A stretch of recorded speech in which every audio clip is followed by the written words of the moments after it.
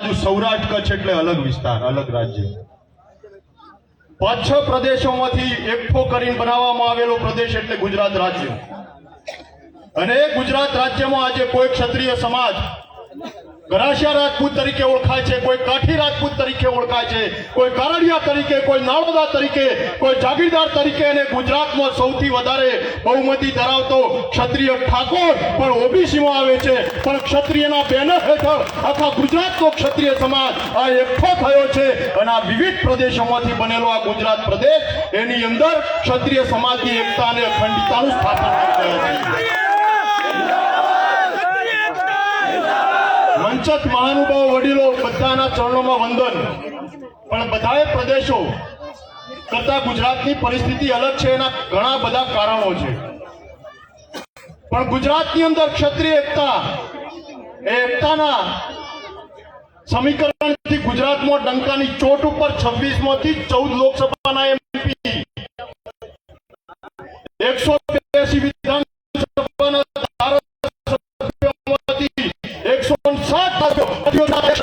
આજે આપણે એમાં બાદબાકી કરતા આ પરિસ્થિતિનું નિર્માણ થયું. હું તો વિનંતી કરું સમાજના શિષ્ટ નેતૃત્વને, ક્યાં સુધી વાળાબંધીમાં રાખીશું? ક્યાં સુધી અંદર આંતરિક ગોળ અને દીકરીઓના વ્યવહારોથી છાત્રત્વને આપણે તોલતા રહીશું? ક્ષત્રિયનો દીકરો, અરે ભલે એમાં કદાચ પેટી ભેદ હોય, પણ રોટી ભેદ ક્યારે ના હોવો જોઈએ. આપણી વિચારધારા એ હોવી જોઈએ કે ક્ષત્રિયનો દીકરો ના કોઈથી ઊંચો છે, ના કોઈથી નીચો છે. ક્ષત્રિય કોઈનાથી નાના નથી, કોઈનાથી ઊંચા નથી. ક્ષત્રિય નહીં, ભાઈની વિચારધારા આખા ગુજરાતમાં વેગવંતી કરવી પડશે. આખા ગુજરાતના 33 જિલ્લા, 252 તાલુકા, 18,225 ગામડાઓની અંદર જો ક્ષત્રિય એકતાની વિચારધારાને વેગવંતી કરવા જો ગુજરાતની અંદર નીકળીશું તો આવનારી સમયની અંદર કોઈ વાત, કોઈ મુદ્દા આધારિત આવેદન પત્રો, રેલીઓ કે ધરણાઓ નહીં, પણ શાસકો ક્ષત્રિય સમાજના હશે. રાજપૂત, ઠાકોર, દરબાર, જાગીરદાર, આ સમીકરણ દાદા, આ સમીકરણ ગુજરાતમાં બેસાડવું પડશે. અને એનું નેતૃત્વ આપે લીધું છે. અને નાના ભાઈ તરીકે આખા ગુજરાતની અંદર આપની સાથે ખડે પગે રહીશું. કદાચ આપણા અતિથિઓ, મહેમાનો ગુજરાતની જમીની સ્તરથી વાકેફ ના હોય, પણ આપણે બધાએ ગુજરાતમાં બારવટે ખેલવા, ખાંડા ખેલવા માટે ક્ષત્રિયના સમીકરણ હાથે આખી ગુજરાતની ધીંગી ધરામાં ક્ષત્રિયની ભાઈની વિચારધારાને વેગવંતી કરવી પડશે ને કરવી જ પડશે. ક્યાં સુધી અપમાનો વેઠીશું? ક્યાં સુધી અવગણનાઓ અને ઉપેક્ષાઓનો પ્રતિકાર કરતા રહીશું? પદ્માવતી ફિલ્મ હોય કે સુખદેવ દાદાની હત્યા હોય કે રૂપાળીબાઈનો વિવાદિત નિવેદન હોય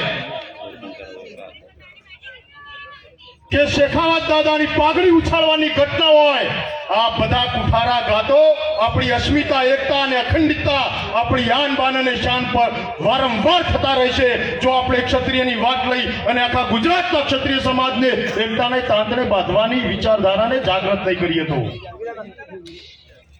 વધુ ના કહેતો આ મંચ ઉપર બોલાવી વિશેષ સન્માન કરી સ્થાન આપી અને ક્ષત્રિય એકતાની વાત મૂકવા માટે આપે જે સમય આપ્યો છે એના માટે ક્ષત્રિય કરણી સેના ગુજરાત, ક્ષત્રિય કરણી સેના ભારત, ક્ષત્રિય સમાજના વિવિધ નેતૃત્વ, શિષ્ટ નેતૃત્વ, આપ સૌનો હૃદયપૂર્વક આભાર વ્યક્ત કરું છું. અને ખાતરી આપું છું કે આખા ગુજરાતની અંદર, ગુજરાતના અન્ય રાજ્યોમાં તો નહીં પણ ગુજરાતની અંદર, એમાં સવિશેષ ઉત્તર ગુજરાત અને મધ્ય ગુજરાત, ઉત્તર ગુજરાત અને મધ્ય ગુજરાતમાં ક્ષત્રિય એકતા માટે જે પણ કરવું પડે એ કરવાની નેમ, જોમ, જુસ્સા અને તાકાત સાથે નીકળીશું. કારણ મહારાણા પ્રતાપ, શિવાજી મહારાજ, પૃથ્વીરાજ ચૌહાણ, 565 રજવાડા જેને સમર્પિત કરી દીધા, એ રાજા મહારાજાઓની તો આપણે વાત કરીએ જ છીએ. પણ આ ઉત્તર ગુજરાત અને મધ્ય ગુજરાત એટલે શૂરવીર ભાતીજી મહારાજનું ગુજરાત છે અને એ ભાતીજી દાદાનું ગુજરાત છે કે જેને લગ્ન મંડપની અંદર વરમાળા તોડીને યુદ્ધ ભૂમિની અંદર ગોળે પલાણ નાખી પોતાના પ્રાણની આહુતિ આપી અને જેને ગૌ માતા કુવાસીના રખોપા કર્યા છે એ શૂરવીર ભાતીજીના સંતાનો વંશજો એના દીકરાઓ છીએ એટલે ધર્મ માટે ક્યારે પાછી પાની કરી નથી, કરવાના નથી અને ભવિષ્યમાં પણ કરીશું નહીં. એ જ વાત સાથે ખાતરી સાથે આપનો સૌનો હૃદયપૂર્વક